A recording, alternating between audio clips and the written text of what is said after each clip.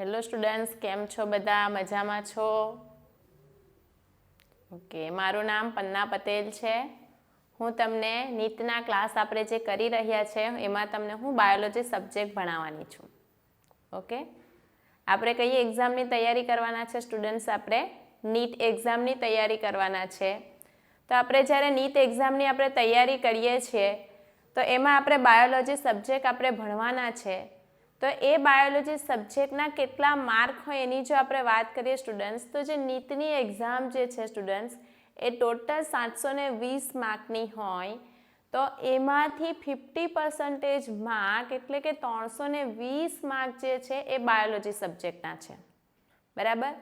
તો મારા ખ્યાલથી તમને ખ્યાલ આવી ગયો હશે કે નીટની એક્ઝામ માટે બાયોલોજી સબ્જેક્ટ કેટલો ઇમ્પોર્ટન્ટ છે. બરાબર ને? સ્કૂલને રિક્વેસ્ટ છે કે વિડીયો ઓન રાખશો તો વધારે મજા આવશે ભણવાની. આજથી આપણે તમારું 11thનું જે ફર્સ્ટ ચેપ્ટર છે એનાથી આપણે શરૂ કરશું. બરાબર? તો આજથી આપણે નીટની એક્ઝામની એક પ્રિપરેશન, એક સફર આપણી શરૂ થાય છે. બરાબર? આપણે બધા ભેગા મળીને મહેનત કરવાની છે. હા, તમે સાંભળ્યું હશે કે નીટની એક્ઝામ કેવી છે? થોડી ટફ હોય છે, પણ એટલી બી ટફ નથી કે તમે એને પાસ નહીં કરી શકો. જો આપણે બધા ભેગા મળીને મહેનત કરશું તો ચોક્કસ આપણે એને પાસ કરવાના જ છે. કરશો ને બધા મહેનત? ઓકે, ચાલો, સરસ. તમારો ઉત્સાહ જોઈને મને ઘણો આનંદ થાય છે. ઓકે, ચાલો, તો આપણે શરૂ કરીએ છીએ આજે આપણે બાયોલોજી સબ્જેક્ટ. તો તમારું 11th સ્ટાન્ડર્ડમાં જે ફર્સ્ટ ચેપ્ટર છે જેનું નામ છે લિવિંગ વર્લ્ડ, સજીવ વિશ્વ, તો એ ચેપ્ટરથી આપણે શરૂ કરવાના છે આજે. તો એ ચેપ્ટરની આપણે વાત કરીએ તો તમારી જે અત્યારે NCERTની જે બુક છે એની અંદર એક ફર્સ્ટ ટોપિક હતો જે જૂની બુકમાં હતો, જેનું નામ છે સજીવ શું છે. બરાબર? તો એ ટોપિક તમારી બુકમાંથી નીકળી ગયો છે, પણ આપણે કઈ એક્ઝામની પ્રિપરેશન કરીએ છીએ? નીટની એક્ઝામની. તો એની અંદર આ ટોપિક છે, તો એના વિશે આપણે થોડી ચર્ચા કરશું, જેથી કરીને સ્ટુડન્ટ જો એનો પણ MCQ આવી જાય તો તમે એને સોલ્વ કરી શકો. બરાબર? તો ચાલો આપણે શરૂ કરીએ છીએ. આજે આપણે પહેલાં શીખવાના છે સજીવ શું છે. શું છે સજીવ? તમે શું વિચારો છો? શું છે સજીવ? તો આપણી પાસે એક સરસ જીવન છે, આપણે સજીવ છીએ. તો સજીવ છે તો સજીવ પાસે શું છે? એક જટિલ રાસાયણિક અણુઓનું સંગઠન આવેલું છે. આપણે કોઈ એક અણુના નથી બનેલા. આપણું શરીર કાર્બન, હાઇડ્રોજન, ઓક્સિજન, નાઇટ્રોજન એ અણુ બધા ભેગા થાય અને પછી એમિનો એસિડ બનાવે, લિપિડ બનાવે, ગ્લુકોઝ બનાવે, એ પણ બધા ભેગા થાય અને પછી ન્યુક્લિયક એસિડ બને, કાર્બોડિટ બને, પ્રોટીન બને. તો એવા જે જટિલ અણુઓ છે તો એ જટિલ અણુઓનું સંગઠન છે એક જીવન. બરાબર? જે બધી રાસાયણિક પ્રક્રિયાઓથી પ્રદર્શિત થાય છે. અને જે સજીવ હશે સ્ટુડન્ટ્સ કે જે વૃદ્ધિ પામશે, વિકાસ પામશે, પ્રજનનની ક્રિયા કરશે, આજુબાજુ પર્યાવરણમાં જે બદલાવ આવશે તો એની પ્રત્યે ઉત્તેજના બતાવશે, પ્રતિક્રિયા બતાવશે, જેને આપણે શું કહેવાના છે? સજીવ કહેવાના છે. બરાબર? તો સજીવ છે કે જે સજીવ જ એવા હશે કે જેનું શરીર જટિલ અણુઓનું સંગઠન છે, જે રાસાયણિક પ્રક્રિયાઓ દ્વારા પ્રદર્શિત થાય છે સ્ટુડન્ટ્સ, જે વૃદ્ધિ પામે છે, વિકાસ પામે છે, પર્યાવરણ પ્રત્યે સભાનતા. તમારો હાથ ગરમ પાણીમાં પડી જશે તો તરત તમે ત્યાંથી હાથ ઉઠાવી લેશો. શિયાળામાં ઠંડી લાગે છે તો ઠંડીથી બચવા માટે તમે તમારું રક્ષણ કરશો. તો એ શું છે? પર્યાવરણ પ્રત્યેની સભાનતા છે, જે કોણ દર્શાવી શકે? એક સજીવ જ દર્શાવી શકે. બીજું, પ્રજનનની ક્રિયા કરી શકે, પોતે સ્વયંજનન પામી શકે. સ્વયંજનન શબ્દ તમે શીખી જ ગયા છો. તમારું 8મું ચેપ્ટર જે છે, તમારું 10મું ચેપ્ટર છે કોષચક્ર. બરાબર? જેની અંદર S તબક્કામાં સ્વયંજનન થતું હતું, એટલે કે DNA બમણું થતું હતું.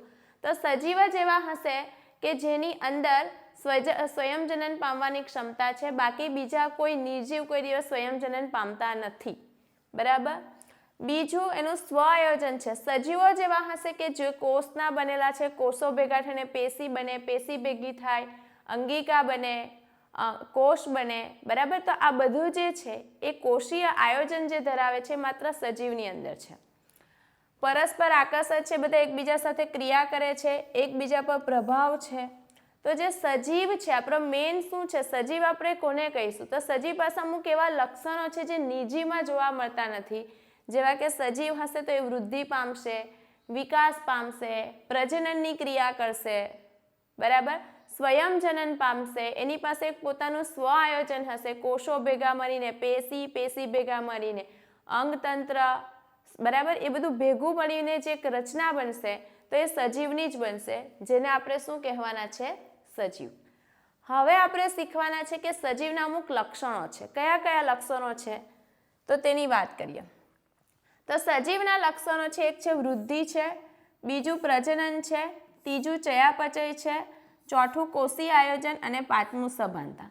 આમાંથી તમારી નીટની એક્ઝામમાં MCQ આવી શકે, કારણ કે આ ટોપિક જે છે એ તમારા નીટના સિલેબસમાં છે. તો સૌથી પહેલાં સ્ટુડન્ટ આપણે વાત કરશું વૃદ્ધિની. તો વૃદ્ધિ તમે કોને કહીશું? તો વૃદ્ધિ એટલે શું થશે? સંખ્યામાં થતો વધારો અને કદમાં થતો વધારો. સંખ્યામાં એટલે કોષોની સંખ્યામાં. જે બહુકોષીય સજીવ છે એમાં કોષ વિભાજન થઈને નવા કોષ બને છે, તો કોષોની સંખ્યામાં જે વધારો થાય છે એને પણ વૃદ્ધિ કહીશું. અને જે કદમાં વધારો થાય છે, તમે નાનેથી મોટા થયા છો, તમારું કદ વધ્યું છે, તો એ શું છે? વૃદ્ધિ છે. તો વૃદ્ધિ એટલે શું થશે? સંખ્યા અને કદમાં થતો વધારો. આ બંને જે છે એ વૃદ્ધિના પૂરક લક્ષણો છે. હવે આપણે એ જોવાનું છે કે વૃદ્ધિ માત્ર સજીવો જ દર્શાવે છે કે નિર્જીવ પણ દર્શાવે છે? વૃદ્ધિને આપણે કોઈ સજીવને એક સંપૂર્ણ ગુણધર્મ તરીકે લઈ શકીએ છીએ કે નથી લઈ શકતા, તેની વાત કરવાના છે. તો જો વૃદ્ધિ જે છે એ વૃદ્ધિ પણ સ્ટુડન્ટ્સ બે પ્રકારની થશે, બાહ્ય વૃદ્ધિ અને આંતરિક વૃદ્ધિ.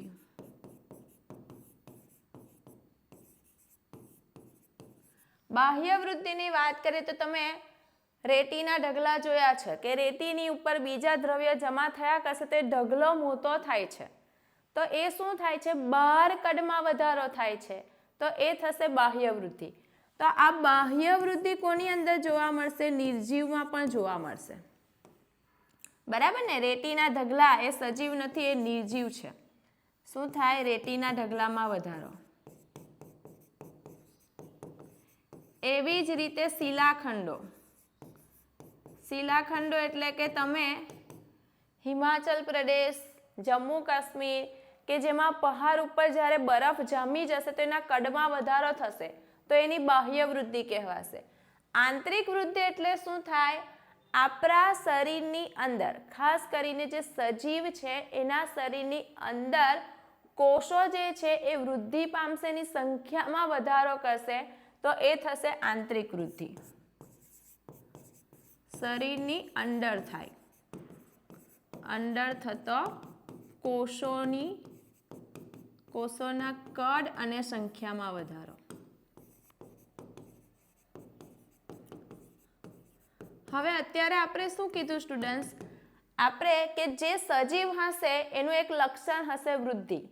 પણ તમે અહીંયા શું જોઈ શકો છો કે નિર્જીવ, જો સજીવને આપણે એવી રીતે ગણીએ કે કદ અને સંખ્યામાં થતો વધારો, જેને આપણે વૃદ્ધિ કહીએ છીએ, તો નિર્જીવના પણ કદમાં વધારો થાય છે, તો નિર્જીવમાં પણ વૃદ્ધિ થાય છે અને સજીવમાં પણ વૃદ્ધિ થાય છે. તેથી આપણે શું નથી કહી શકતા કે જે સજીવોના કદ અને સંખ્યામાં વધારો થાય એ જ સજીવ છે, એવું આપણે કહી શકતા નથી. મતલબ કે વૃદ્ધિ જે છે એ સજીવનો સંપૂર્ણ ગુણધર્મ નથી.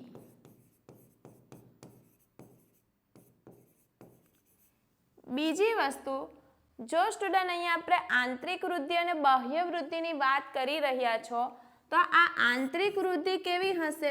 બાહ્ય વૃદ્ધિ કેવી હશે? પરિવર્તનશીલ હશે.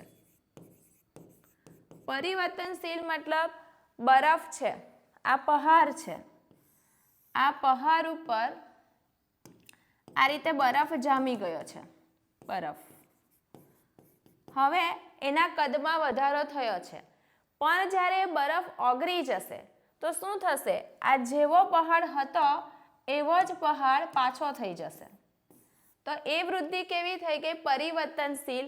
એટલે જે બાહ્ય વૃદ્ધિ હશે એ પરિવર્તનશીલ હશે, પણ જો હું આંતરિક વૃદ્ધિની વાત કરું તો એ કેવી છે? અપરિવર્તનશીલ. કેમ અપરિવર્તનશીલ છે? તમારો હાથ, કોષોની સંખ્યા અને કદમાં વધારો થઈને આટલો હાથ તમારો થઈ ગયો છે, પછી તમે કોઈ દિવસ જોયું છે કે હાથ જે છે એ ફરીથી નાના કદનો થઈ ગયો? એવું ક્યારે થતું નથી. એટલે આંતરિક વૃદ્ધિ કેવી હશે? અપરિવર્તનશીલ હશે. અને આંતરિક વૃદ્ધિ માત્ર કોની અંદર જોવા મળશે? સજીવમાં જોવા મળશે. બાહ્ય વૃદ્ધિ કોની અંદર જોવા મળશે? નિર્જીવમાં જોવા મળશે. તો વૃદ્ધિ એક એવું લક્ષણ છે કે સજીવ અને નિર્જીવ બંનેમાં જોવા મળે છે, એટલા માટે આપણે વૃદ્ધિને એક સંપૂર્ણ ગુણધર્મ તરીકે લઈ શકતા નથી. આ વસ્તુ ધ્યાન આપવાનું. બીજી વસ્તુ વાત કરીએ આપણે. અત્યારે આપણે શું વાત કરી રહેલા છે કે કોષોની સંખ્યામાં જે વધારો થાય છે જેને આપણે વૃદ્ધિ કહીએ છીએ. તો અહીંયા વાત કરીશ અમીબા. અમીબા કેવું પ્રાણી છે? એક કોષીય સજીવ છે.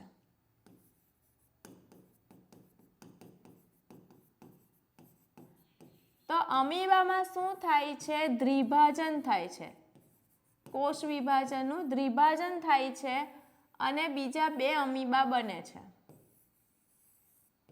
તો અહીંયા શું થયું? કોષ વિભાજન થયું, કોષની સંખ્યામાં વધારો થયો.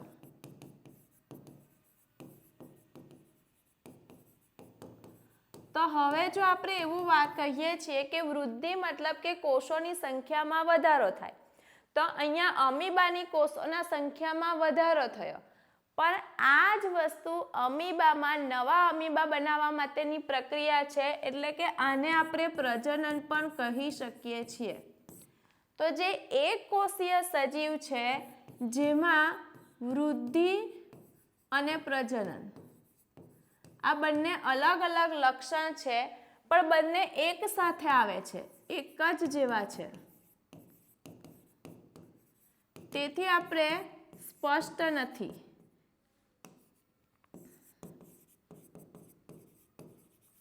બરાબર. જો હું વાત કરું છું બહુકોષી એટલે ઉચ્ચ કક્ષાના સજીવોની, તો જો આપણે ઉચ્ચ કક્ષાના સજીવોમાં જોઈએ તો તેમાં વૃદ્ધિ અને પ્રજનન આ બંને કેવી છે? બંને પરસ્પર નિવારક ઘટના છે. એટલે શું? ઉચ્ચ કક્ષાના સજીવની અંદર કોષોની સંખ્યામાં વધારો થશે અને પ્રજનનની ક્રિયા બંને અલગ છે. પ્રજનનની ક્રિયામાં શું થશે? તો 2 જન્યુ ભેગા થશે, ફલિતાંડ બનશે, પછી એ કોષ વિભાજન થશે. એ પ્રજનનની ક્રિયા છે. જ્યારે વૃદ્ધિનો મતલબ શું થાય કે કોષોની સંખ્યામાં વધારો થાય, તો પ્રજનન અને વૃદ્ધિ બંને અલગ પ્રક્રિયા છે. કોની અંદર? ઉચ્ચ કક્ષાના સજીવમાં. જ્યારે તમે અમીબામાં જોઈ શકો, કોષ વિભાજન થવાથી જ શું થાય છે? નવા અમીબા બને છે. તો એમાં વૃદ્ધિ અને પ્રજનન એક જ જેવા લક્ષણ છે. જ્યારે આ બંને ઉચ્ચ કક્ષાના સજીવમાં પરસ્પર નિવારક ઘટનાઓ થશે. એટલે પણ આપણે કહી શકીએ કે કોઈ જો આપણે સજીવને આપણે એવું કહેવા માંગીએ છીએ કે જે સજીવ કદ અને સંખ્યામાં વધારો બતાવે, જેને આપણે સજીવ કહીશું, તો એવું નથી સ્ટુડન્ટ. એટલે સજીવને વૃદ્ધિને આપણે સજીવનો સંપૂર્ણ ગુણધર્મ તરીકે લઈ શકતા નથી. બીજું, જો હું આપણે વૃદ્ધિની વાત કરીએ તો એ વૃદ્ધિની જે ભાત છે એ વનસ્પતિ અને પ્રાણીઓમાં અલગ છે. કેવી રીતે અલગ છે? તો જો આપણે વનસ્પતિમાં વાત કરીએ તો વનસ્પતિમાં વૃદ્ધિ જીવન પર્યંત થશે. એ જીવનકાળ સુધી એની કોઈ તમે ડાળી કાપી નાખશો તો એ ફરી બની જશે. એની કોષોની સંખ્યામાં વધારો થશે, એની વૃદ્ધિ થશે અને ડાળી ફરીથી બની જશે. જ્યારે આપણે પ્રાણીઓની વાત કરીએ તો અહીંયા જે વૃદ્ધિ છે એ અમુક ચોક્કસ ઉંમર સુધી જ થશે.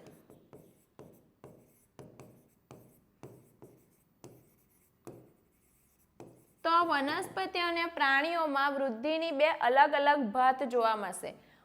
જે પ્રાણીઓ છે એમાં કદાચ કોઈ ઈજા થશે ને નવા કોષ બનશે ત્યારે બનશે, વાત અલગ છે. બાકી એવું નથી થતું કે તમારો હાથ આખો તૂટી ગયો, ખરાબ થઈ ગયો ને નવો હાથ કોઈ દિવસ આવતો નથી. જ્યારે વનસ્પતિમાં શું થશે, તમે એક ડાળી કાપી નાખશો તે ડાળી ફરીથી બની જશે. એટલે વનસ્પતિમાં વૃદ્ધિ જીવન પર્યંત છે, જ્યારે પ્રાણીઓમાં વૃદ્ધિ અમુક ચોક્કસ ઉંમર સુધી જ જોવા મળે છે. તો આ વૃદ્ધિ શું છે, એક સજીવનો ગુણધર્મ તો છે, પણ એ સંપૂર્ણ ગુણધર્મ તરીકે આપણે એને લઈ શકતા નથી. આ ટોપિકને ફરીથી એકવાર શાંતિથી જોઈ લો. આપણે શું શીખી રહેલા છે કે આપણે સજીવ કોને કીધું કે જેની પાસે એક લક્ષણ છે વૃદ્ધિ. તો જે સજીવ મતલબ જે એવા છે કે જે વૃદ્ધિ પામે છે જેને આપણે સજીવ કહીશું. તો જો આપણે એની ચકાસણી કરીએ કે વૃદ્ધિ ખરેખર સજીવનો સંપૂર્ણ ગુણધર્મ છે, તો અહીંયા ચકાસણી કરીએ ત્યારે આપણને ખબર પડે છે કે નિર્જીવ પણ બાહ્ય વૃદ્ધિ દર્શાવે છે, સજીવ પણ વૃદ્ધિ દર્શાવે, નિર્જીવ અને સજીવ બંને વૃદ્ધિ દર્શાવે છે. તો એટલા માટે વૃદ્ધિ સજીવનો સંપૂર્ણ ગુણધર્મ નથી. બરાબર? તો આટલી વસ્તુ તમારે વૃદ્ધિ વિશે ધ્યાન આપવાનું છે. બાહ્ય વૃદ્ધિ પરિવર્તનશીલ હશે, આંતરિક વૃદ્ધિ અપરિવર્તનશીલ છે. એકવાર કદ વધી ગયું પછી કદ નાનું ના થશે. બરાબર? પછી વનસ્પતિ અને પ્રાણીઓમાં વૃદ્ધિની ભાત અલગ છે. વનસ્પતિમાં જીવન પર્યંત સુધી વૃદ્ધિ થશે અને પ્રાણીઓમાં અમુક ચોક્કસ ઉંમર સુધી થશે. વૃદ્ધિને જો આપણે એક કોષીય સજીવમાં જોઈએ તો જે વૃદ્ધિ જ છે, કોષની સંખ્યામાં વધારો થાય છે, એ જ એનું પ્રજનન પણ કહેવાય છે. એટલે આપણે એક કોષીય સજીવમાં વૃદ્ધિ અને પ્રજનન વચ્ચે સ્પષ્ટ નથી. જ્યારે પ્રાણીઓમાં વૃદ્ધિ અને પ્રજનન બંને અલગ પ્રક્રિયા છે. બરાબર? તે પરસ્પર નિવારક ઘટનાઓ થશે.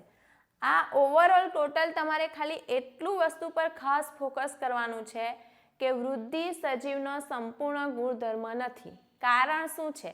કારણ એ છે કે જો વૃદ્ધિ એટલે કદ અને સંખ્યામાં થતો વધારો છે, તો આપણી પાસે એવા પર ઉદાહરણ છે કે જેના કદમાં વધારો થાય છે પણ એ નિર્જીવ છે, જેવા કે રેતીના ઢગલા, પછી શિલાખંડો. બરાબર? તો આ વસ્તુ તમારે યાદ રાખવું પડશે કે વૃદ્ધિ સજીવનો સંપૂર્ણ ગુણધર્મ નથી. પછી આપણે બીજા લક્ષણ પર જઈએ છીએ, પ્રજનન. તો પહેલા તો આપણે સમજી લઈએ કે પ્રજનન એટલે શું થશે. તો જે પુખ્ત સજીવ છે, પુખ્ત સજીવ તેના જેવો જ 12 સજીવ મતલબ 12 સંતતિ નું નિર્માણ કરવાની પ્રક્રિયા, જેને આપણે કહીશું પ્રજનન. એક પુખ્ત સજીવ છે તો એના જેવી જ સંતતિ પેદા કરશે તો તેને શું કહીશું? પ્રજનન. હવે જો પ્રજનનની થોડી માહિતી લઈએ તો પ્રજનન બે પ્રકારના આવશે સ્ટુડન્ટ્સ, લિંગી પ્રજનન અને અલિંગી પ્રજનન. લિંગી પ્રજનનમાં શું થશે? જન્યુ નિર્માણ થાય અને બે સજીવો ભાગ લે, બે પિતૃ ભાગ લેશે, એક માદા હશે એક અને નર હશે. આની અંદર ભિન્નતા પણ સર્જાશે. જે નવી સંતતિ બનશે એ બેથી એના માતા કે પિતા જેવીની હશે પણ બંનેના ભેગા લક્ષણોવાળી હશે, એટલે અહીંયા ભિન્નતા સર્જાશે. જો હું વાત કરું અલિંગી પ્રજનનમાં, તો અલિંગી પ્રજનનની બધી પ્રક્રિયાઓ છે કે જેમાં બીજાણુ નિર્માણથી અલિંગી પ્રજનન થશે, કલિકા સર્જનથી અલિંગી પ્રજનન થશે, દ્વિભાજનથી અલિંગી પ્રજનન થશે. બરાબર? એવી જ રીતે બીજી પણ બધી પ્રજનનની પ્રક્રિયાઓ છે, જેવી કે અવખંડન, પુનઃસર્જન, આ બધી પ્રજનન પદ્ધતિઓ છે. તો જો હું વાત કરું કે મારે તો સજીવના લક્ષણ, જે સજીવ છે એનું લક્ષણ પ્રજનન છે, એને આપણે મેઇન શીખવાનું છે. તો હવે હું તમને એવું કહું કે જે બી બધા સજીવો છે તો એ બધા પ્રજનન કરે છે એવું હું તમને કહું, તો આપણી પાસે અમુક અપવાદ એવા છે કે જે સજીવ છે પણ પ્રજનન કરતા નથી. એક સિમ્પલ ઉદાહરણ આપણે જોઈએ, અપવાદ. તો વંધ્ય દંપતી, ઘણા દંપતી એવા હશે કે જે સંતતિનું નિર્માણ કરી શકતા નથી, તો શું આપણે એને સજીવ નહીં કહીશું? એ સજીવ છે પણ બાળક પેદા કરી શકતા નથી, તો એટલે પણ આપણે એ નહીં કહી શકીએ કે જે બી સજીવો છે, બરાબર, કે જે પ્રજનન કરે છે તેને આપણે સજીવ કહીશું, એ વાત ખોટી છે. આપણી પાસે ઘણા બધા એવા ઉદાહરણ છે. એક બીજું ઉદાહરણ આપણે વાત કરીએ તો વંધ્ય કાર્ય કરતા મધમાખી. મધપૂરો જે હોય સ્ટુડન્ટ્સ, એમાં 3 હોય, એક રાણી હોય, એક નર મધમાખી હોય અને એક કાર્યકર્તા મધમાખી. તો એની અંદર કાર્યકર્તા મધમાખીનું કામ ખાલી એટલું છે કે રાણી મધમાખીને ખાવાનું આપશે, બાકી એ બચ્ચા પેદા કરી શકતી નથી. તો એ સજીવ છે પણ એ પ્રજનન કરી શકતી નથી. તો એટલા માટે આપણે કહી શકીએ કે જે બી સજીવ છે તો બધા જ પ્રજનન કરશે, એ વસ્તુ ખોટી છે, બરાબર. એવી જ રીતે એક બીજું ઉદાહરણની વાત કરીએ, ખચ્ચર. તો ખચ્ચર પણ કેવું છે? અફળદ્રુપ છે, વંધ્ય છે.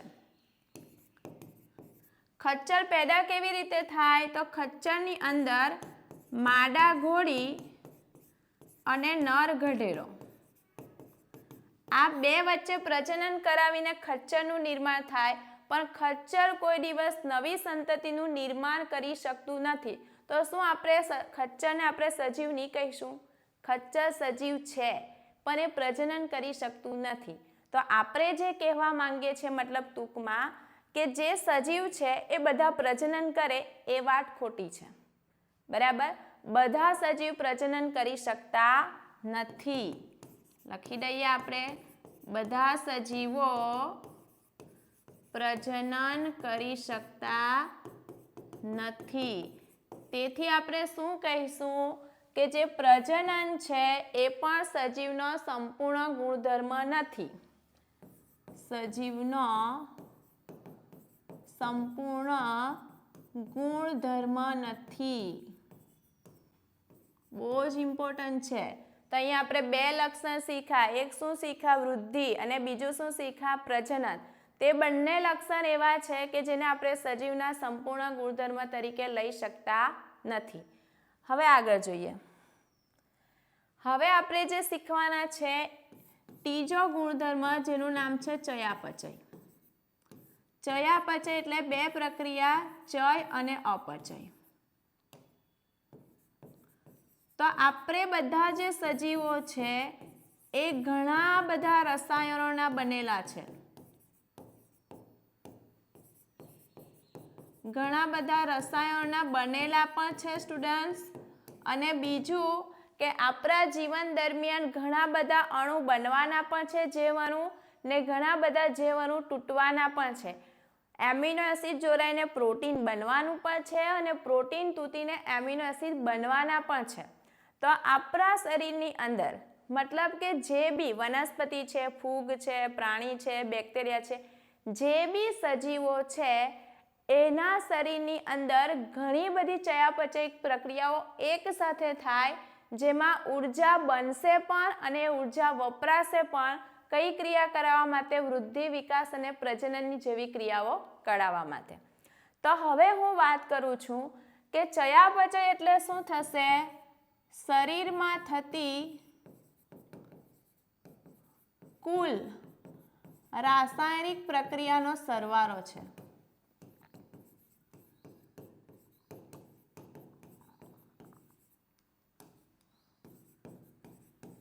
જો હવે આપણે વાત કરીએ નિર્જીવ, તમે કોઈ જોયું છે નિર્જીવ એવું કે જે ચયાપચયની ક્રિયા દર્શાવે છે, જેની અંદર કઈ નવો અણુ બને છે, એ અણુ તૂટી જાય છે, એવું કોઈ દિવસ જોવા મળ્યું? માત્ર સજીવો જ એવા હશે કે જેની અંદર ચયાપચયની ક્રિયા થાય છે, બાકી નિર્જીવમાં જોવા મળતી નથી. હા, તમને એવું થશે કે મેં કોઈ ટેસ્ટ ટ્યુબ લીધી, એની અંદર હું 2 કેમિકલ જોડી દઉં છું, 2 રસાયણ, તો ત્રીજું કોઈ રસાયણ બને છે, ને એની અંદર હું કોઈ ચોથું રસાયણ જોડું તો એ તૂટી પણ જાય છે. તો આ પણ ચયાપચય જ છે.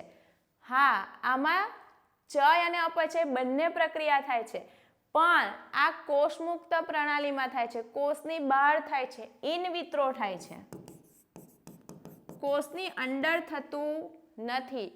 સજીવો જ માત્ર એવા હશે કે જેની અંદર ચયાપચયની ક્રિયા થશે. નિર્જીવની અંદર ચયાપચયની ક્રિયા થતી નથી. એટલા માટે કહી શકાય કે જે ચયાપચય જે છે એ સજીવનો સંપૂર્ણ ગુણધર્મ છે. જે સજીવો ચયાપચય કરશે તેને આપણે જીવંત સજીવ કહીશું. બરાબર. નિર્જીવ કોઈ દિવસ ચયાપચય કરી શકતા નથી. બરાબર. તો આ થઈ ગયો બીજો ગુણધર્મ. ત્રીજો, ચોથો ગુણધર્મ છે પર્યાવરણ પ્રત્યેની સભાનતા. પર્યાવરણ પ્રત્યેની પ્રતિક્રિયા. તમને કોઈ ઉત્તેજના મળે છે, તમને કોઈ કાંટો વાગી જાય છે તો તરત તમે ત્યાંથી પગ હટાવી લો છો. તમારા પર વધારે પડતી ગરમી પડશે તો તમે છાંયડામાં, તડકો આવે છે તો તમે રક્ષણ મેળવવા માટે છાંયડામાં જતા રહેશો. આવું કોણ કરશે? સજીવ કરશે. એક ટેબલ છે, તડકામાં તમે એને મૂકી રાખ્યું છે તો શું એની જાતે ખસીને છાંયડામાં આવી જશે? એના પર તડકો પડશે તો? એવું એ કરતું નથી. તો સજીવ જ જે એવા હશે કે જે પર્યાવરણ પ્રત્યે પણ પ્રતિક્રિયા દર્શાવશે, તો આ પણ સજીવનો સંપૂર્ણ ગુણધર્મ છે. બીજું સભાનતા. બીજો ગુણધર્મ છે સભાનતા. સભાનતાનો મતલબ આપણે એક સભાન છીએ માણસ. તમે અત્યારે મારી સામે ભણી રહેલા છો તો તમને ખબર છે કે આ મેડમ અમને બાયોલોજી ભણાવે છે, તો એ સભાનતા છે. બરાબર. માણસ એવો એક હશે કે જે સ્વયં સભાનતા દર્શાવે છે. પોતાને બધી વસ્તુ કઈ રીતે મારે શું કરવાનું છે તેને ખબર હશે. તો આ જે સભાનતાનો ગુણધર્મ છે એ માત્ર જીવંત સજીવોમાં જ હશે, નિર્જીવમાં હોતો નથી. એટલે સભાનતા પણ સજીવનો સંપૂર્ણ ગુણધર્મ છે. બરાબર. આ એક થયો. બીજો ગુણધર્મની વાત કરીએ તો સ્વયંજનન. સ્વયંજનન પામવાની ક્ષમતા. માત્ર સજીવો જેવા હશે કે જેનું ડીએનએ બમણું કરશે, પછી એ ડીએનએ એના 12 કોષોમાં વહન કરાવશે. બાકી નિર્જીવ એ કરી શકતું નથી. તો આ સ્વયંજનન પામવાની ક્ષમતા પણ સજીવનો એક સંપૂર્ણ ગુણધર્મ છે. ચોથો ગુણધર્મ બીજો છે સ્વઆયોજન. સ્વઆયોજન એટલે સજીવો છે કોષોના બનેલા છે. કોષો ભેગા થઈને પેશી બને છે. બરાબર ને? બધી અલગ અલગ સંયોજક પેશી, અઢીછડ પેશી, એ બધી પેશીઓ બને છે. એ પેશી ભેગી થઈને શું બને છે? અંગતંત્ર બને છે. બરાબર. અંગતંત્ર ભેગા થશે, શું બનશે? અંગો બનશે. 1 મિનિટ હા સ્ટુડન્ટ્સ, 1 જ મિનિટ આપજો મને.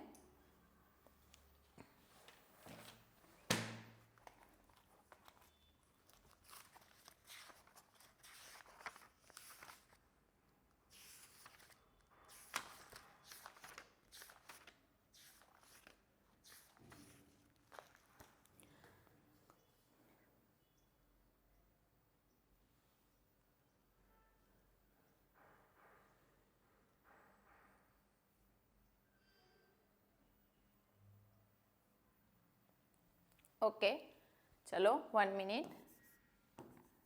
અંગો ભેગા થઈને બધા અંગતંત્ર બનશે, પ્રજનન તંત્ર બનશે, પછી પાચન તંત્ર બનશે, ઉત્સર્જન તંત્ર બનશે.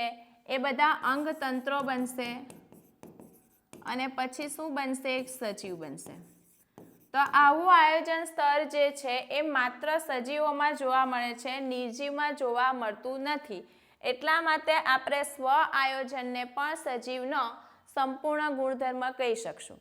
બરાબર. તો આવા બધા જે લક્ષણો છે જે માત્ર સજીવમાં જોવા મળે છે, અહીંયાથી સૌથી ઇમ્પોર્ટન્ટ સવાલ શું છે? આપણે કયા કયા લક્ષણો શીખ્યા? તો આપણે સજીવના લક્ષણો એક તો શીખ્યા, આપણે શું શીખ્યા? વૃદ્ધિ. બીજું શીખ્યા આપણે પ્રજનન. ત્રીજું શીખ્યા આપણે શું શીખ્યા? ચયાપચય. ચોથું શીખ્યા પર્યાવરણ પ્રત્યેની પ્રતિક્રિયા. પાંચમું શીખ્યા સભાનતા. પછી સ્વયંજનન પામવાની ક્ષમતા, સ્વ આયોજન. આ બધા જે આપણે લક્ષણો શીખ્યા એમાંથી બે લક્ષણ એવા છે. કયા બે લક્ષણ? વૃદ્ધિ અને પ્રજનન, કે જેને આપણે સજીવના સંપૂર્ણ ગુણધર્મ તરીકે લઈ શકતા નથી. બાકીના બધા લક્ષણ એવા હશે કે જે માત્ર સજીવમાં જોવા મળશે, નિર્જીવમાં જોવા મળશે નહીં. બરાબર? તો અહીંયાથી ચાલો હવે આપણે MCQ સોલ્વ કરી લઈએ. તો પહેલો MCQ શું કહે છે? પ્રજનનને સજીવોના વ્યાખ્યાયિત ગુણધર્મ તરીકે ગણવામાં આવતું નથી. શું કારણ છે? શું શીખ્યા આપણે? કયા કારણથી આપણે પ્રજનનને આપણે સજીવનો સંપૂર્ણ ગુણધર્મ નથી કીધો? ચલો જોઈએ. કેટલાક સજીવો અલિંગી પદ્ધતિ દ્વારા પ્રજનન કરે છે. અત્યારે જ મેં તમને કીધું અમીબામાંથી બે અમીબા દ્વિભાજનથી બન્યા, તો એક અલિંગી પ્રજનનની જ પદ્ધતિ છે. તો કેટલાક સજીવમાં પ્રજનન કોના દ્વારા થશે? અલિંગી પ્રજનન દ્વારા. બરાબર? બીજું, કેટલાક સજીવો પ્રજનન કરતા નથી. મેં અત્યારે જ તમને કીધું કે વંધ્ય દંપતી છે તો સજીવ, પણ સંતતિ પેદા કરી શકતા નથી. તો એવા ઘણા બધા અમુક સજીવ છે કે જે છે જીવંત સજીવ, પણ એ સંતતિ પેદા કરી શકતા નથી. એટલા માટે અહીંયા આ બે તો કારણ છે જ કે જેનાથી આપણે પ્રજનનને એક વ્યાખ્યાયિત ગુણધર્મ તરીકે નથી લેતા. બરાબર? નિર્જીવ પદાર્થો પણ પ્રજનન કરી શકે છે, નિર્જીવ પદાર્થો પ્રજનન કરતા નથી. નિર્જીવ પદાર્થમાં આપણને વૃદ્ધિ જોવા મળે છે, પ્રજનન નથી થતું. પણ આપણી પાસે આ બે કારણો એવા છે કે જેના કારણે આપણે સજીવનો પ્રજનનને સજીવનો સંપૂર્ણ એટલે કે વ્યાખ્યાયિત ગુણધર્મ તરીકે લેતા નથી. કયું? કેટલાક સજીવો અલિંગી પ્રજનન દ્વારા પ્રજનન કરે ને કેટલાક પ્રજનન કરતા નથી. તો આપણો જવાબ થઈ જશે ડી, એ અને બી. બરાબર? આગળ, નીચેનામાંથી શરીરના જથ્થામાં થતા વધારાને વૃદ્ધિના માપદંડ તરીકે લઈ શકીએ છીએ. બરાબર? કોનામાં આપણે શરીરના જથ્થામાં થતા વધારાને આપણે વૃદ્ધિ તરીકે કોનામાં લઈશું? તો જીવન સજીવો, કદમાં વધારો થશે તો એ વૃદ્ધિ છે. નિર્જીવ પદાર્થો, અત્યારે જ કીધું કે એક પહાડ છે બરફવાળો, એના પર બરફ જામી ગયો તો એના પણ કદમાં વધારો થયો છે. નિર્જીવ પણ કદમાં વધારો થયો તો આપણે એને પણ વૃદ્ધિ કહીશું. તો અહીંયા પણ આપણો જવાબ થઈ જશે એ અને બી બંને. બરાબર? આગળ જઈએ. સાચા અર્થમાં નીચેની જોડમાંથી કયો સમૂહ જીવંત સજીવની વ્યાખ્યા આપે છે? અહીંયા આપણને ગુણધર્મ આપેલા છે, એમાંથી કયા ગુણધર્મ છે જે આપણને કહે છે કે હા જીવંત સજીવ છે, એ નિર્જીવ નથી? તો કયો ગુણધર્મ? વૃદ્ધિ તો નથી, કારણ કે જીવંત સજીવ અને નિર્જીવ બંને દર્શાવે છે. ચયાપચય માત્ર સજીવ દર્શાવે છે, પણ પુનઃસંયોજન છે જેમાં અલિંગી પ્રજનન થાય છે. કોઈ ભાગ કપાઈ જશે અને તેમાંથી નવો ભાગ બનશે જેને આપણે પુનઃસંયોજન કહીશું. તો એ પણ સજીવનો સંપૂર્ણ ગુણધર્મ નથી, કારણ કે પ્રજનનની એક પદ્ધતિ છે. સ્વયંજનન અને બાહ્ય ઉત્તેજના સામે પ્રતિક્રિયા, હા એ પણ સજીવનો સંપૂર્ણ ગુણધર્મ છે. પણ અહીંયા આપણે જોઈએ તો અહીંયા આપણી પાસે બે પ્રક્રિયા એવી આવેલી છે જે માત્ર ને માત્ર જીવન સજીવો જ દર્શાવશે. તો એ કઈ છે? સભાનતા અને ચયાપચય ક્રિયા. તો અહીંયા જવાબ આપણો થઈ જશે ડી. બરાબર? હવે અત્યાર સુધી અહીંયા સુધી જે શીખ્યા, જે તમારી NCERT બુકમાં નથી પણ એ નીટના સિલેબસમાં છે. સમજ પડી બધાને? સજીવ શું છે, સજીવના ગુણધર્મ કયા સંપૂર્ણ છે અને કયા સંપૂર્ણ નથી. સમજ પડી? ઓકે, ચાલો હવે આપણે શું શીખવાના છે? હવે જે તમારી બુકમાં છે તે ટોપિક પર આગળ વધશું. સજીવ વિશ્વમાં વિવિધતા. હવે તમને થશે કે હવે કઈ મેડમ એવું લાવ્યા કે જે અમને ખબર છે. બરાબર ને? ચાલો તો આપણે શીખીએ. સૌથી પહેલા તો સજીવ વિશ્વમાં વિવિધતા શું છે? વિવિધતા શું છે? તો તમે અત્યારે બેઠા છો, સ્કૂલની બહાર પણ નીકળશો તો તમને એવું થોડું જોવા મળવાનું છે કે કોઈ એક જ વનસ્પતિ છે. તમે આજુબાજુ નજર મારશો તો ઘણી બધી વનસ્પતિઓ છે, ઘણા બધા કીટકો છે, ઘણી બધી જાતના પક્ષીઓ છે, કોઈ મતલબ ગાય ભેંસ જેવા પાલતુ પ્રાણીઓ છે, જંગલમાં બધા વાઘ સિંહ. તો આવા પૃથ્વી ઉપર ઘણી બધી સંખ્યામાં અલગ અલગ જાતિના સજીવો વસે છે, જેને આપણે શું કહીશું? સજીવ વિશ્વની વિવિધતા. બીજું, કોઈ એવું તો નથી કે ચાલો અહીંયા ખાલી જમીન જ છે, જમીન પર પણ ઘણી જગ્યાએ રણ છે, ઘણી જગ્યાએ નદી છે, ઘણી જગ્યાએ તળાવ છે, ઘણી જગ્યાએ વેદાંતમુખી જમીન છે, દરિયો છે. તો આ પણ બધી શું છે? આપણી જૈવ વિવિધતા છે, બરાબર. તો હવે આવી જે બધી વિવિધતા છે એટલે પહેલાં તો આપણે સમજી લઈએ કે જૈવ વિવિધતા એટલે શું. તો પૃથ્વી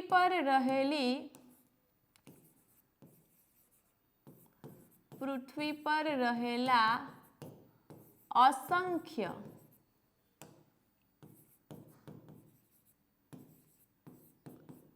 જાતિના સજીવો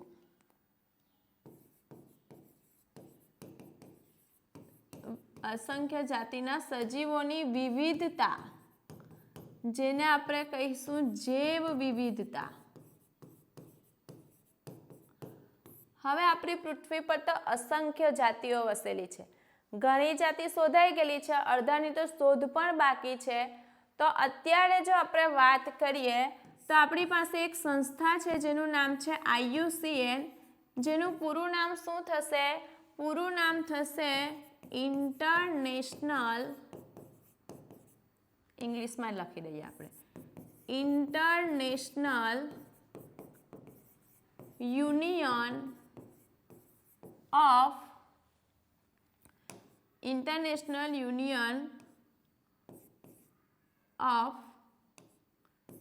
કન્ઝર્વેશન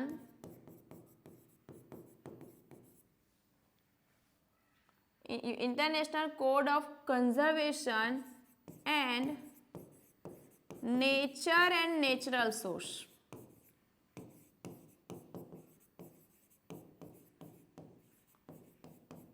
આપણી પાસે આ એક સંસ્થા છે કે જે સંસ્થાનું કામ શું છે કે જે દર વર્ષે આપણી બધી નવી નવી જાતિઓ શોધાતી જાય તો એનો એક ચોક્કસ આંકડો આપણને આપે છે.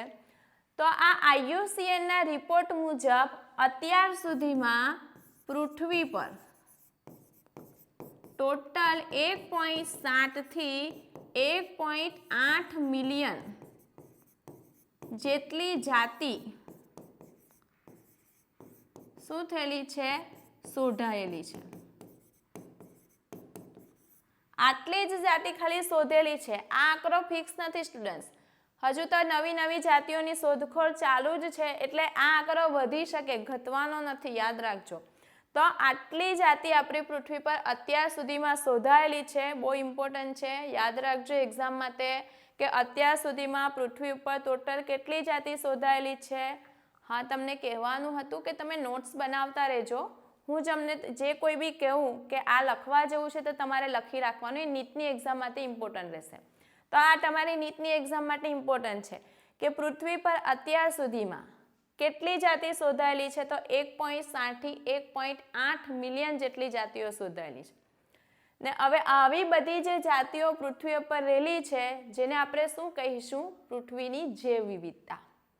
સમજ પડી ગઈ અહીંયા સુધી? ચલો હવે આપણે શું વાત કરવાના છે? તો આપણે અહીંયા જોઈ લઈએ આપણી બુકની પણ line.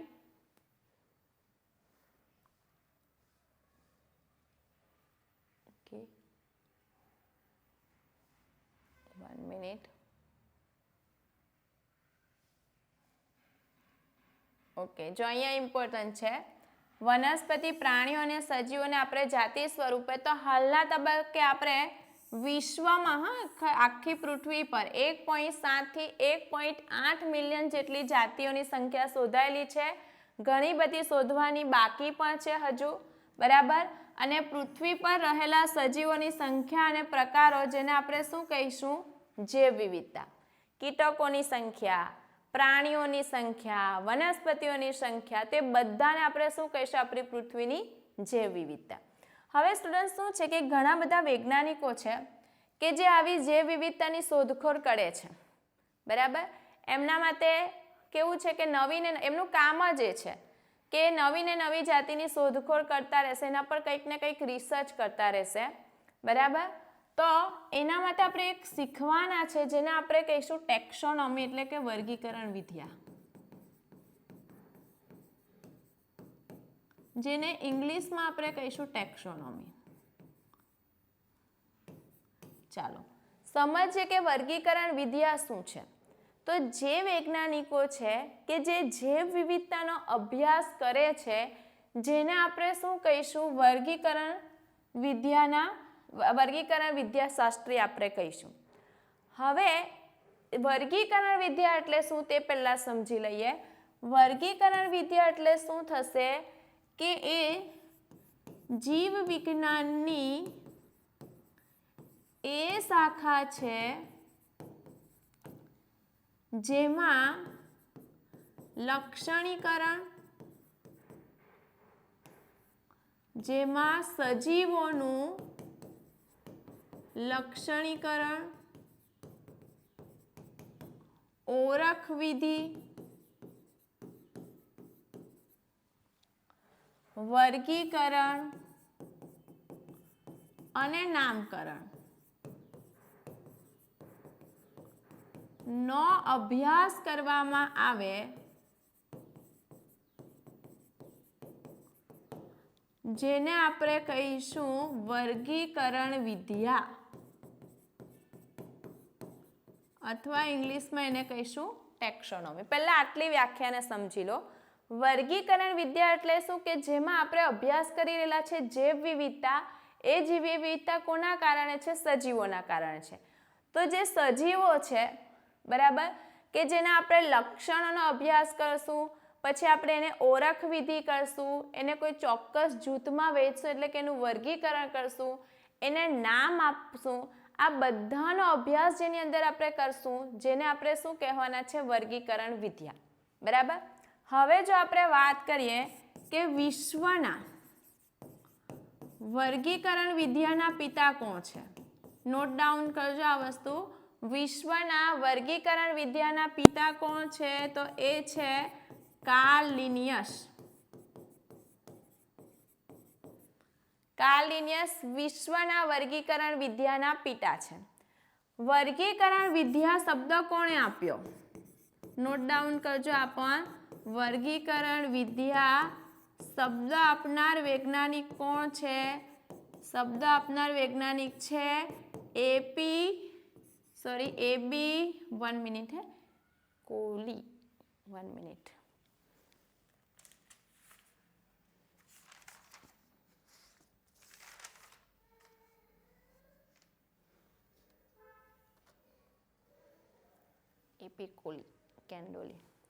AP Candolle students, AP Candolle. આમણે વર્ગીકરણ વિદ્યા શબ્દ આપેલો છે, ક્યારે આપેલો, 1813માં. બરાબર. હવે જો હું વાત કરું કે ભારતમાં વર્ગીકરણ વિદ્યાના પિતા કોણ છે, તો ભારતના વર્ગીકરણ વિદ્યાના પિતા એ છે સાનપુરા. આ વૈજ્ઞાનિક છે. તો આટલું યાદ રાખજો. વિશ્વના કાર્લ લિનિયસ અને ભારતના છે સાનપુરા. બરાબર. આ જે છે એ શું છે, વર્ગીકરણ વિદ્યાના પિતા છે. શબ્દ આપેલો છે એપી કેન્ડોલીએ 1813માં. હવે આપણે શું શીખવાના છે, તો હવે આપણે શીખવાના છે વર્ગીકરણના ચરણો. ચાલો શીખીએ વર્ગીકરણના ચરણો.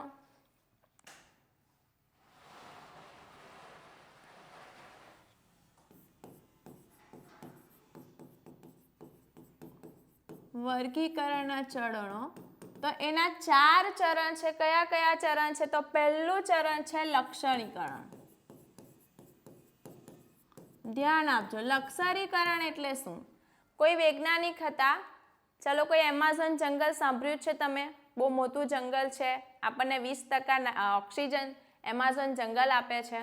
તો કોઈ એવું જંગલ છે કે જેમાં કોઈ વૈજ્ઞાનિક છે, એ જાય છે આવી રીતે કોઈ નવી જાતિની શોધખોળ કરવામાં. તો એ ત્યાં જાય છે તો શું થાય છે કે એને કોઈ વનસ્પતિનો છોડ એવો મળી જાય છે કે જે છોડ એને અત્યાર સુધી જોયો નથી. બરાબર. તો સૌથી પહેલાં એ શું કરશે, જેવો એ છોડ જોશે એટલે એના બાહ્યકાર લક્ષણોનો અભ્યાસ કરશે. છોડનું મૂળ કેવું છે, પ્રકાંડ કેવું છે, પર્ણ કેવું છે, તો એ સૌથી પહેલાં શું કરશે, એના બાહ્યકાર લક્ષણોનો અભ્યાસ કરશે. પછી એ શું કરશે કે એ છોડને ત્યાંથી લઈ લેશે, પ્રયોગશાળામાં લઈ જશે, એનો છેદ લેશે, એની અંતસ્થ રચનાનો અભ્યાસ કરશે, એનો કોષ કેવો છે એવો અભ્યાસ કરશે, એમાં શું પરિવર્તન સમય સાથે આવેલા છે એ બધાનો અભ્યાસ કરશે, જેને આપણે કહીશું લક્ષણીકરણ. નોટ ડાઉન કરજો એની વ્યાખ્યા. શું થશે કે જેમાં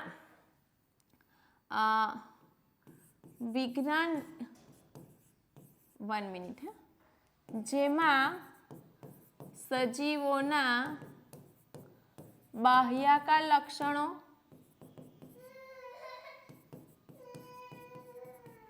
આંતરિક લક્ષણો,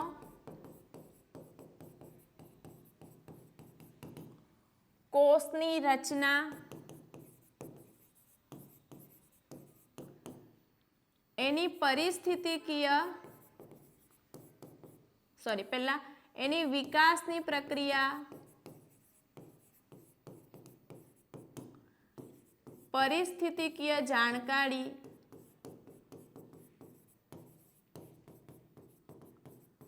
આ બધાનો જે અભ્યાસ જેને આપણે કહીશું લાક્ષણિકરણ.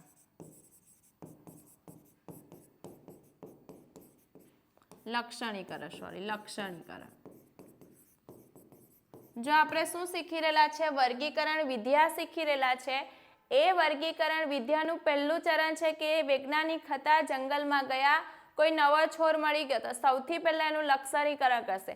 એના બાહ્ય લક્ષણો જોશે, એની અંતસ્થ રચના જોશે, એનો કોષ કેવો છે, કેવી અંગિકા ધરાવે છે, આડી કોષ કેન્દ્રી છે કે સુકોષ કેન્દ્રી છે એ તપાસ કરશે, એની વિકાસની પ્રક્રિયાનો અભ્યાસ કરશે, એ છોડ પહેલા કેવું હતું અને અત્યારે કેવું છે એવી એની પરિસ્થિતિકીય જાણકારીનો અભ્યાસ કરશે, જેને આપણે શું કહીશું? એનું લક્ષણીકરણ. એ થઈ ગયા બાદ શું થશે? એ થઈ ગયા બાદ એની ઓળખ વિધિ કરવામાં આવશે.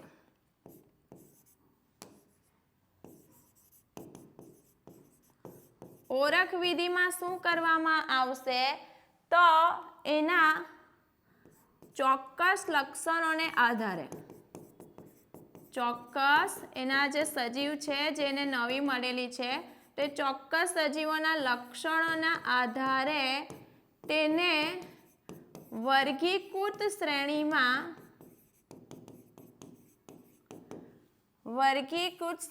ચોક્કસ સ્થાન આપવામાં આવે.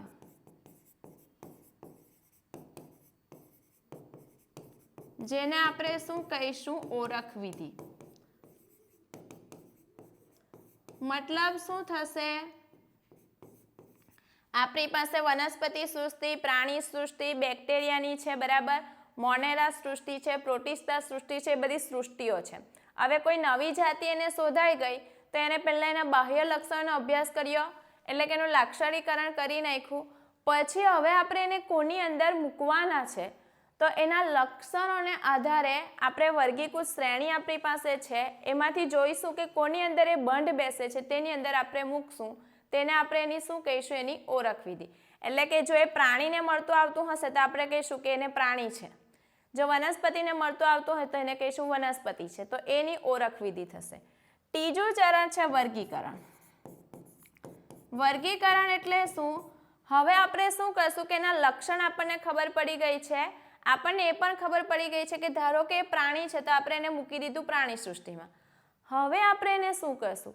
બહુ બધા પ્રાણીઓ છે તો કયા પ્રાણી સાથે એના લક્ષણ મેચ થાય છે, બરાબર? તો એના લક્ષણોની સમાનતા અને અસમાનતા જોઈશું ને એના પરથી એક ચોક્કસ જૂથમાં એની વહેંચણી કરશું, જેને શું કહીશું? વર્ગીકરણ. જો સમાન અને અસમાનતાના આધારે સજીવોને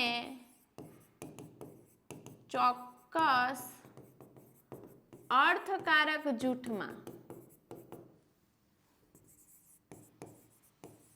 વહેંચણી કરવાની બાબત, જેને આપણે કહીશું વર્ગીકરણ.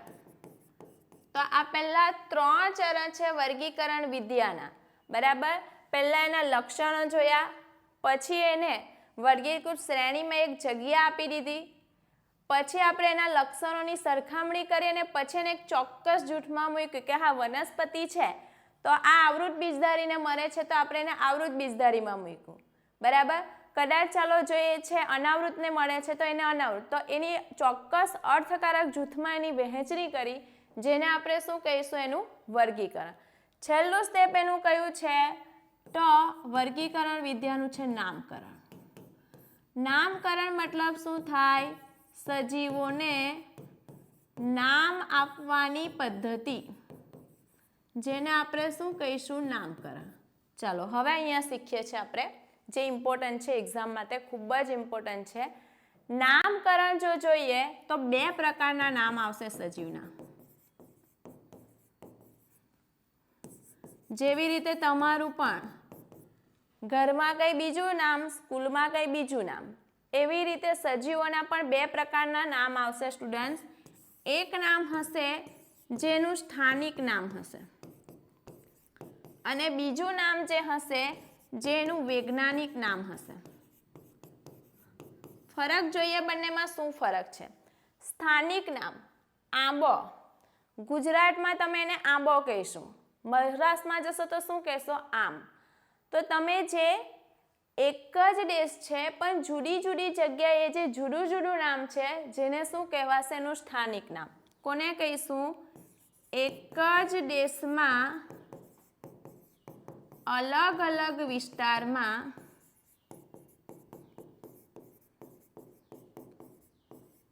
જુદું જુદું નામ જેને આપણે કહીશું સ્થાનિક નામ. વૈજ્ઞાનિક નામ એટલે કે સાર્વત્રિક નામ, કે એ નામ એવું હશે કે તમે વિશ્વના કોઈ પણ ખૂણામાં જશો તો એક જ નામ હશે, એના જેવું બીજું કોઈ નામ નહીં હોય, જેને કહેવાશે વૈજ્ઞાનિક નામ. એટલે શું થશે? વૈશ્વિક સ્તરે એક જ નામ. હવે આપણે મેઇન શીખવાના છે આ વૈજ્ઞાનિક નામ, કે કોઈ પણ સજીવ છે. જો હવે આ સ્થાનિક નામથી પ્રોબ્લેમ શું થયો કે તમે ગુજરાતમાં છો, તમે ગુજરાતમાં આંબો આંબો કરો છો, મહારાષ્ટ્રમાં ગઈને તમે આંબો માંગશો તો એ લોકો તો એને આમ કહે છે, તો એ લોકો નહીં સમજી શકશે તમારી ભાષા, તો એના માટે પ્રોબ્લેમ આવશે. તો એ પ્રોબ્લેમનું સોલ્યુશન લાવવા માટે બધા વૈજ્ઞાનિકોએ એક સંસ્થા પ્રસ્થાપિત કરી ને એ સંસ્થામાં અમુક નિયમ બનાવ્યા ને એ નિયમ જે એવા હતા કે જે વિશ્વના બધા વૈજ્ઞાનિકોએ એનો સ્વીકાર પણ કર્યો અને એના પરથી કોઈ પણ સજીવ હોય તેને એક ચોક્કસ નામ આપવામાં આવે કે જે નામ વિશ્વમાં એક જ હશે. ઇન્ડિયા હોય, અમેરિકા હોય, કોઈ પણ દેશ હોય તો એ નામ એક જ હશે, જેને આપણે એનું નામ શું કહીશું? વૈજ્ઞાનિક નામ. એટલે કે હોમો સેમ્પિયન્સ. ઇન્ડિયામાં પણ હોમો સેમ્પિયન્સ, અમેરિકામાં પણ હોમો સેમ્પિયન્સ, કેનેડામાં પણ હોમો સેમ્પિયન્સ, વિશ્વના કોઈ પણ ખૂણે જાઓ હોમો સેમ્પિયન્સ મતલબ કે માણસ છે. તો આ એનું શું થશે? એનું વૈજ્ઞાનિક નામ. તો હવે આપણે શું ચર્ચા કરવાના છે કે કોઈ જાતિ છે, કોઈ સજીવ છે તો આપણે એનું વૈજ્ઞાનિક નામ આપવાનું છે, તો આપણે કેવી રીતે આપશું તેની વાત કરશું. તો એના માટે વિશ્વના બધા વૈજ્ઞાનિકોએ અલગ અલગ સંસ્થા પ્રસ્થાપિત કરી છે. એના અમુક સિદ્ધાંતો છે, અમુક માપદંડો છે, તેને અનુસરીને તમે કોઈ નવી વનસ્પતિ શોધશો તો એનું પણ નામ આપવાનું, કોઈ પ્રાણી શોધશો તો એનું પણ નામ આપવાનું. તો એના માટે જો તમે કોઈ નવી વનસ્પતિની જાતિ શોધો છો તો એ વનસ્પતિનું તમારે નામકરણ કરવું હોય તો કયા સંસ્થાના સિદ્ધાંત અને માપદંડને અનુસરશો? ICBN. ICBNનું પૂરું નામ શું થશે? ઇમ્પોર્ટન્ટ છે એક્ઝામ માટે, નોટ ડાઉન કરજો. International code for botanical નોમેનકલ્ચર.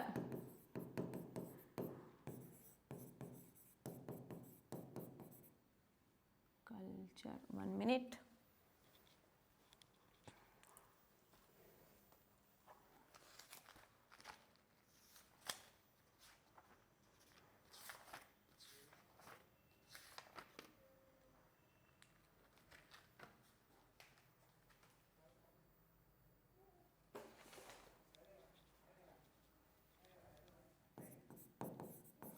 બરાબર. એવી જ રીતે તમારે કોઈ પ્રાણી નવું શોધાયું છે તો એ પ્રાણીને તમારે નામ આપવાનું છે, તો એના માટે સંસ્થા છે ICZN, જેનું પૂરું નામ થશે international code for zoological nomenclature. Note down કરજો આ વસ્તુ. એવી જ રીતે કોઈ નવા બેક્ટેરિયા શોધાય છે તો એ બેક્ટેરિયાને તમે નામ આપવાનું છે, જેને આપણે ICBN પણ કહીશું અથવા ICNB પણ કહીશું. શું થશે એનું પૂરું નામ? ઇન્ટરનેશનલ કોડ ફોર બેક્ટેરિયલ નોમેનકલ્ચર અથવા શું થશે? ઇન્ટરનેશનલ કોડ ફોર બોટેનિકલ નોમેનકલ્ચર અથવા નોમેનકલ્ચર ઓફ બેક્ટેરિયા. આ બેક્ટેરિયા માટે તમારે નામ આપવું છે. તો કોઈ નવો વાયરસ શોધાયો છે તો એના માટે છે ICVN, international code for viral નોમેનકલ્ચર.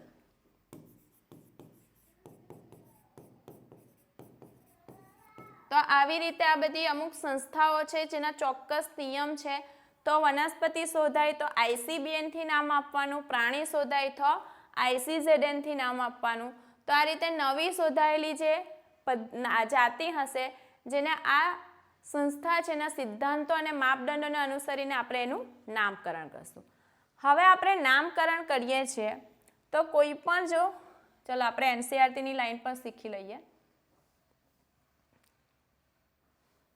1 minute. બરાબર, દરેક સજીવોનું સાર્વત્રિક નામ હોવું જોઈએ અને આપણે ચોક્કસ નિયમોને અનુસરીને નામ આપવાના છે, જે પદ્ધતિને આપણે કહીશું નોમેનકલ્ચર. બરાબર, અભ્યાસને સરળ બનાવવા માટે વૈજ્ઞાનિકોએ એક ચોક્કસ પદ્ધતિ વિકસાવી. જો આપણે વનસ્પતિનું વૈજ્ઞાનિક નામ આપવાના છે વનસ્પતિનું, તો એના માટે ઇન્ટરનેશનલ કોડ ફોર બોટેનિકલ નોમેનકલ્ચર, અને જો આપણે પ્રાણીઓનું નામ આપવાનું છે તો એના માટે international code for zoological નોમેનકલ્ચર. Bacteria અને વાયરસનું આપ્યું નથી, પણ મેં તમને કીધું છે કે જો કોઈ બેક્ટેરિયા શોધાય કે વાયરસ શોધાય તો એનું નામકરણ કયા સિદ્ધાંતને અનુસરીને આપશું તે. અને આ નામ એવું હશે કે જે વૈશ્વિક સ્તરે માત્ર એક જ હશે. વિશ્વમાં કોઈ પણ સજીવ માટે બીજું નામ વપરાતું નથી. બરાબર, આંબો મેન્જીફેરા ઇન્ડિકા. વિશ્વના કોઈ પણ સ્થળે કોઈ પણ ખૂણામાં જાઓ તો આંબાનું વૈજ્ઞાનિક નામ એક જ રહેશે, મેન્જીફેરા ઇન્ડિકા. બરાબર, ચાલો હવે આપણે વાત કરવાના છે કે જે બી સજીવ શોધાય છે તેનું આપણે નામકરણ કરીએ છીએ. તો એ જે નામકરણ કરશું, જે વૈજ્ઞાનિક નામ હશે જે 2 ઘટકોનું બનેલું છે. બરાબર, વૈજ્ઞાનિક નામ 2 ઘટકનું બનેલું છે. ઇમ્પોર્ટન્ટ છે. કયા 2 ઘટક? એક છે જેને આપણે વંશગત નામ કહીશું, જેને આપણે પ્રજાતિ કહેવાના છે, અને એનો જે બીજો ઘટક હશે જેને આપણે જાતિ સંકેત પ્રત્યય, જેને આપણે કહેવાના છે જાતિ. તો કોઈ પણ વૈજ્ઞાનિક નામ હશે 2 ઘટકનું બનેલું હશે, પ્રજાતિ અને જાતિ. અને આ 2 ઘટકનો ઉપયોગ કરીને આપણે સજીવોનું નામકરણ કરીએ છીએ, એટલે એ પદ્ધતિનું નામ છે દ્વિનામી નામકરણ પદ્ધતિ. જો 2 ઘટકો સાથે નામ આપવાની પદ્ધતિ એટલે એને દ્વિનામી નામકરણ પદ્ધતિ. એ પદ્ધતિ કોણે આપેલી છે? તો કેરોલસ લિનિયસે. દ્વિનામી નામકરણ પદ્ધતિ કયા વૈજ્ઞાનિકે આપેલી છે? કેરોલસ લિનિયસે આપેલી છે. બરાબર, હવે ને આ પદ્ધતિ અનુસાર જ કોઈ પણ સજીવ હશે તો આપણે એનું વૈજ્ઞાનિક નામ આપશું. તો હવે આપણે શું શીખવાના છે? દ્વિનામી નામકરણ પદ્ધતિ જે છે એના અમુક નિયમો છે, જે નિયમનું પાલન કરીને આપણે શું કરવાનું હોય? કોઈ પણ સજીવનું વૈજ્ઞાનિક નામ આપવાનું હોય. બરાબર, ચાલો જોઈએ. તો સૌથી પહેલા તો આપણે નામકરણ કરવાનું છે. તો ચલો અહીંયા આંબાની વાત કરીએ છીએ. આંબો વૈજ્ઞાનિક નામ છે એનું Mangifera Mangifera Indica, Indica linen. તો અહીંયા તમારે કોઈ પણ વૈજ્ઞાનિક નામ આપવું હોય તો તમારે પહેલાં તો એ વૈજ્ઞાનિક નામ જે છે એને તમે લેટિન ભાષામાં લખી શકો અથવા તમે એને ઇટાલિક ભાષામાં લખી શકો. કેમ ઇંગ્લિશ નથી વાપરતા, કેમ સંસ્કૃત નથી વાપરતા, કેમ આપણે એનું નામ જે છે ને ઇટાલિક અને લેટિનમાં જ લખીએ છીએ? તો જો જ્યારે લિનિયસ આ દ્વિનામી નામકરણ પદ્ધતિના નિયમ બનાવી રહેલા હતા ત્યારે એની પાસે બીજી પણ બધી ભાષા હતી, ગ્રીક હતી, અરાબિક હતી, સંસ્કૃત હતી, પણ એણે કોને પસંદ કરી? લેટિન અને ઇટાલિકને. કેમ પસંદ કરી? તો લેટિન અને ઇટાલિક એ ભાષા એવી છે કે જે મૃત ભાષા થઈ ગયેલી છે, હવે એ ભાષા કશે પણ વપરાતી નથી. ગ્રીક ભાષા, અરાબિક ભાષા, સંસ્કૃત ભાષા હજુ પણ વપરાય છે. તો એના કારણે પ્રોબ્લેમ શું થાય? જો એ ભાષા સંસ્કૃત ભાષાનો ઉપયોગ કરીને જો એ વૈજ્ઞાનિક નામ આપતે તો એ નામમાં કંઈ ને કંઈ ગડબડ થઈ શકતે. પણ એણે એવી ભાષા પસંદ કરી કે જે મૃત થઈ ગયેલી ભાષા છે, તો એ નામમાં કોઈ પણ ઇન્ટરફિયર થવાનું નથી. એટલા માટે એણે જીવશાસ્ત્રીય નામને કાં તો લેટિન ભાષામાં અથવા ઇટાલિકમાં લખવાનું કીધું. એ શું બતાવે છે કે એનો ઉદ્ભવ લેટિનમાંથી થયેલો છે. બીજો નિયમ શું છે કે તમે જ્યારે કોઈ વૈજ્ઞાનિક નામ લખી રહ્યા છો તો પ્રથમ ઘટક જે હશે એ પ્રજાતિ હશે અને બીજો ઘટક જે હશે એ જાતિ હશે. એ જ રીતે તમારે વૈજ્ઞાનિક નામ લખવાનું રહેશે. પ્રથમ શબ્દ પ્રજાતિ, બીજો ઘટક શું હશે? જાતિ. બીજું કે એમણે કહી દીધું કે મારે ઇટાલિક કે લેટિનમાં જ વૈજ્ઞાનિક નામ લખવાનું છે, તો એને પણ આપણે બરાબર પ્રોત્સાહન મતલબ આપણે એને ઇમ્પોર્ટન્સ આપવી પડશે. તો હવે તમે કોઈ નામ છે, તમે પેનથી લખી રહેલા છો કે ચાલો આનું નામ છે જેને હું હાથથી લખી નાખું, તો એ નામ જ્યારે તમે વૈજ્ઞાનિક નામ હાથથી લખો છો તો તમારે એ નામની નીચે આડી લીટી કરવી પડશે. એ પણ એક નિયમ છે કે જો તમે જીવશાસ્ત્રીય નામ લખો તો બંને શબ્દ પ્રજાતિ અને જાતિ બંને શબ્દ જો તમે હસ્તલિખિત લખતા હોય તો દરેક શબ્દ નીચે લીટી દોરવી પડશે. અહીંયા મેં લીટી દોરેલી છે, એવી આડી લીટી દોરવાની રહેશે. તમે એવું કરો છો કે એ નામને તમારી બુકમાં છાપી દેવું છે, તો તમે જો બુકમાં છાપો છો એટલે કે તમે એ શબ્દની પ્રિન્ટ કરાવો છો તો ત્યારે તમારે એ જે હશે એ તમારે ઇટાલિકમાં છપાવવું પડશે. એ શું બતાવશે કે એ લેટિન ભાષાનો ઉપયોગ થયેલો છે એ વસ્તુ બતાવશે. તો આ નોટ ડાઉન રાખજો. તમે હાથથી લખો છો તો જાતિ પ્રજાતિ બંને નીચે તમારે આડી લાઈન દોરવાની છે. જો તમે પ્રિન્ટ કરો છો તો તમારે એને ઇટાલિક ભાષામાં કરાવવાનું રહેશે. બરાબર? બીજું કે તમે જ્યારે આવી રીતે વૈજ્ઞાનિક નામ એટલે કે જીવશાસ્ત્રીય નામ લખી રહ્યા છો તો પ્રજાતિનો પ્રથમ મૂળાક્ષર મોટી લિપિમાં લખવાનું રહેશે અને જાતિનો પ્રથમ મૂળાક્ષર નાની લિપિમાં લખવાનું રહેશે. આ પણ તમારે પાલન કરવું પડશે. જો પ્રજાતિના નામનો પ્રથમ મૂળાક્ષર મોટી લિપિમાં અને જાતિનો નાની લિપિમાં લખવાનો રહેશે. નામ લખાઈ ગયા બાદ છેલ્લે મેં અહીંયા શું લખેલું છે? લિનન લખેલું છે. એ શું દર્શાવે? તો તમે કોઈ પણ સજીવનું વૈજ્ઞાનિક નામ લખો છો તો એ નામ લખ્યા બાદ જેણે એની શોધ કરેલી છે, જે એનો સંશોધક છે, તેનું નામ તમારે એની પાછળ ટૂંકમાં લખવાનું છે, સંક્ષિપ્તમાં. કાર્લ લિનિયસે આ નામ શોધેલું છે તેના માટે ટૂંકમાં અહીંયા લખેલું છે લિનન. બરાબર? તો ચોક્કસ પ્રત્યય પછી એટલે કે જીવશાસ્ત્રીય નામના અંતમાં સંશોધકનું નામ સંક્ષિપ્તમાં લખવામાં આવશે. બરાબર? તો આ શું છે? દ્વિનામી નામકરણ પદ્ધતિના નિયમો. એક્ઝામ માટે ખૂબ જ ઇમ્પોર્ટન્ટ છે. એકવાર રિપીટ કરી લઈએ. શું કરવાનું? જીવશાસ્ત્રીય નામ તમે લખો છો તો લેટિન કાં તો ઇટાલિક ભાષામાં લખવાનું. કારણ શું છે? એ મૃત ભાષા થઈ ગઈ છે જેનો બીજે કશે ઉપયોગ થતો નથી. બીજી વસ્તુ, જ્યારે તમે નામ લખો પ્રથમ શબ્દ પ્રજાતિ, બીજો ઘટક જાતિ. ત્રીજો નિયમ, હાથથી લખી રહ્યા છો પ્રજાતિ અને જાતિ દરેક ઘટક નીચે આડી લીટી કરો. છાપો છો તો ઇટાલિક ભાષામાં છાપો. ચોથો નિયમ, નામ લખો પ્રજાતિનો પ્રથમ મૂળાક્ષર મોટી લિપિમાં અને જાતિનો પ્રથમ મૂળાક્ષર. નાની લિપિમાં છેલ્લો નિયમ જે વૈજ્ઞાનિકોએ શોધેલું છે એનું નામ પાછળ ટૂંકમાં લખવાનું રહેશે. સમજ પડી ગઈ અહીંયા સુધી? એક્ઝામ માટે બહુ ઇમ્પોર્ટન્ટ છે. સમજ પડી ગઈ? ઓકે, તો આજે આપણે અહીંયા સુધી રાખીએ. કાલે આપણે બાકીનું ચેપ્ટર કમ્પ્લીટ કરીશું અને MCQ પણ જોઈશું. 1 મિનિટ. હા, આપણે એના MCQ પણ જોઈ લઈએ. આજે જે શીખે એના દ્વિનામી નામકરણમાં સમાવિષ્ટ. દ્વિનામી નામકરણ કોઈનું બનેલું છે? 2 ઘટકનું બનેલું છે, એક પ્રજાતિ અને એક જાતિ. તો અહીંયા આપણો શબ્દ મતલબ ઓપ્શન શું આવશે? સી આવશે. બરાબર, ચાલો આગળ જો. દ્વિનામી નામકરણમાં દ્વિનામી સંકેત પ્રત્યય શું બતાવે છે? સંકેત પ્રત્યય શું બતાવશે?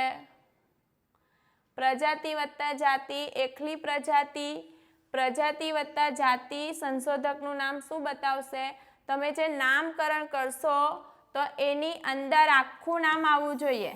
પ્રજાતિ, જાતિ અને સંશોધકનું નામ. બરાબર, જેમાં લિનિયસ દ્વારા દ્વિનામી નામકરણ બહાર પાડવામાં આવ્યું હતું. આ હું કાલે ચલાવીશ, એટલે કાલે તમને ખબર પડશે MCQ. વૈજ્ઞાનિક નામમાં દરેક નામમાં 2 શબ્દ હોય છે, પ્રજાતિ અને જાતિ. તો આપણે એને કેવી રીતે લખવાના રહેશે? તો પ્રજાતિનો પ્રથમ મૂળાક્ષર કેપિટલ અક્ષર એટલે કે મોટી લિપિમાં, એ વાત સાચી છે, એ આવશે. જાતિનો પ્રથમ મૂળાક્ષર નાના અક્ષર એટલે નાની લિપિમાં, બી આવશે. લખાઈ ગયા બાદ સંશોધકનું નામ સંક્ષિપ્તમાં, તો બધું જ અહીંયા જે ઓપ્શન છે આવશે. એટલે અહીંયા ઉપરોક્ત તમામ થશે. જીવશાસ્ત્રીય નામ તમે હસ્તલિખિત લખતા હોય તો શું કરવું પડશે? દરેક શબ્દ નીચે આડી લીટી કરવી પડશે. બરાબર, ચાલો અહીંયા સુધી રાખીએ. બાકીનું આપણે કાલે જોઈશું. બરાબર, કાલે પણ આપણો બાયોલોજીનો જ લેક્ચર છે, તો આના પછીનું કાલે આપણે ચેપ્ટર કમ્પ્લીટ કરશું ને MCQ કર. આજે મજા આવી બધાને? બરાબર, આ નીટની એક્ઝામ માટેની તૈયારી છે.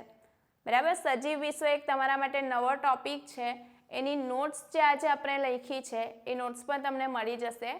અમે તમને એની લિંક શેર કરશું, તમે ટીચર પાસેથી લઈ શકો છો. બરાબર, અને હા, તમે જ્યારે બી ક્લાસ અટેન્ડ કરવા આવો એટલે નોટ્સ લઈને આવવાનું, બુક્સ પણ સાથે રાખવાનું. જો નોટ્સમાં નહીં લખાય તો હું કોઈ બી વસ્તુ એવું કહું કે ઇમ્પોર્ટન્ટ છે તો એની નીચે લાઇન ડ્રો કરી નાખવાનું, એટલે જ્યારે બી તમે વાંચો તો તમને એનો ખ્યાલ આવશે. બરાબર, ચલો તો આપણે કાલે મળીએ. બાય બધાને. Okay, by.